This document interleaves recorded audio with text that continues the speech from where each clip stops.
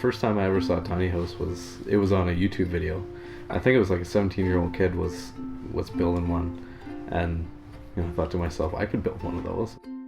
I think I was about, when I started thinking about it, probably 18. The first thing I had to do was buy the trailer, so I was only working part-time at the time, so I went and got a job at a really crappy summer job, but it was full-time. I saved up all summer, and finally I had enough to go buy the $3,000, $3,500 trailer. I guess that's when everyone knew I was really serious about it. The first time we met, I actually brought you out here, and then what did I ask you? I said, could you see yourself living in this? Yeah, it felt like an interview. Do you think you could see yourself living in this later on down the road? Yeah. And I said, and it wasn't even, it was just ugly purple insulation and nothing was in here, so it was just a little shell of a home, and it was hard to picture, but that was my number one priority. Nice. Will you live in this with me? Yeah, and now I love helping out, build stuff and paint things, and I'm really excited. I can't wait to live in it. This is a 21-foot total length tiny house. You got 18 foot of interior space and a 3-foot porch.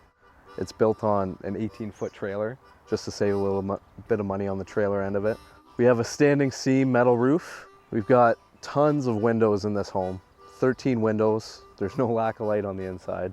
We have a little storage shed over here. We keep our propane and our water and our electrical hookups in here.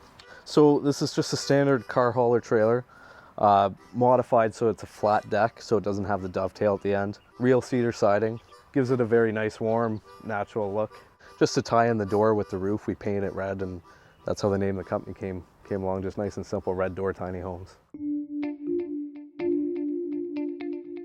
It's been the better part of 3 years now that I've been working on it, and it's taken a while because it was always a personal project and I never wanted to go into debt to finish it because I'm trying to get out of debt in the first place. All in all, we're about $30,000 Canadian so far. That's materials only. Obviously it's my own labor because I'm building it for myself. So we're obviously not complete here, but this is our kitchen. This is going to be the main pantry storage unit for the kitchen. 24-inch apartment size fridge there. We even have toe kick storage all the way down here. So in this cabinet here, we're gonna have all our utilities. So water heater, sink, plumbing, all that kind of stuff's gonna go in there. Right here, we're gonna have a 24-inch washer dryer combo. We've got our built-in futon here, couch, and we have storage underneath the couch as well. On either end of the armrest, we actually have storage cubbies there. Here we have, I guess you could call it a his and hers desk. So we have, if you could picture, 2 cubbies, and that's where the chairs are gonna go. All custom storage again. These drawers actually don't open unless you push them in, which is great for on the road. Your drawer's never gonna come flying open on you. And on the top, we have a nice big 2-inch slab of live edge pine. I think my favorite part about the space being so tiny is that it's cozy and everything has its place and it's bright and airy. You feel almost like you're outdoors in it because of all the windows. It forces you to not have so much things that take over your life. Yeah, I completely agree. Like, just the clutter buildup. We even have that right now in the basement that we're at, and I'm just excited to start fresh in this tiny space and be more cautious about the things that we bring into it and what we have, and not to bring so much stuff into this house.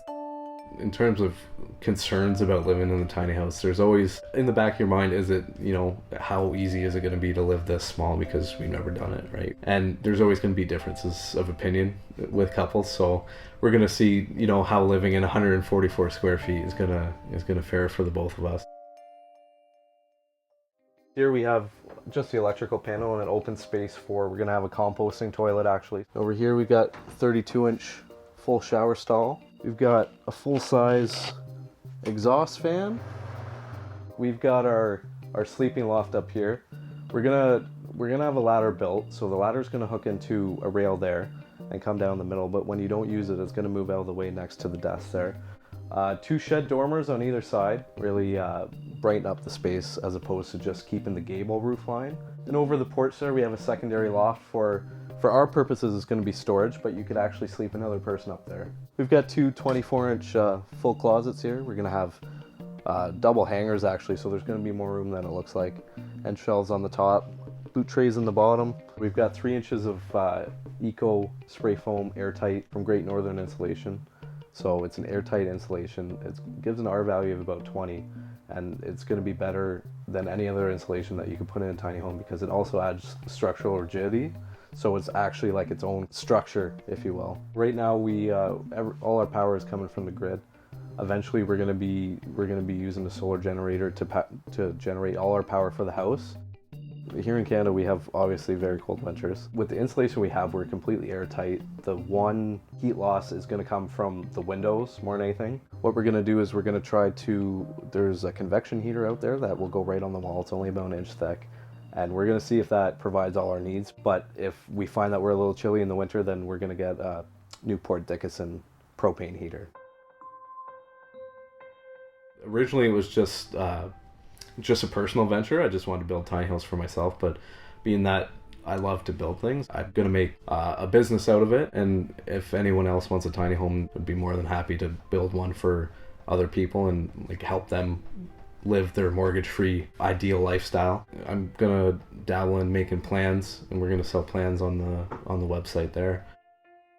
Financially, the biggest advantage of a tiny home is you can afford to build it and pay for it outright, and even if you can't, your debt is going to be minimal. We're only 21, we're just getting our life started, but now that we have this home and it's paid for, it gives us more opportunity to live how we want to travel and go see things and experiences over anything.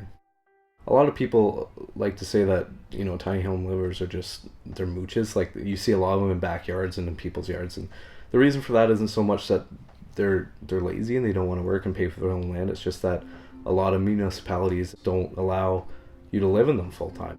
In terms of where to park it, there's a couple different options. We're gonna get this house certified as an RV, so in the city's eyes, they'll just see it as an RV, and then you can take it to any 4-season RV park and live in it full time. If not, just a piece of land, as long as the municipality allows it. But it's hit and miss. It depends on from city to city and town to town. We've been talking a lot about the financial, but definitely the sustainability of tiny house building and just the impact on the earth. That's probably the biggest upside to tiny house living, is less resources you use. Less energy to heat it, less electricity, less materials in the first place to build it. So it's just all around better for the environment.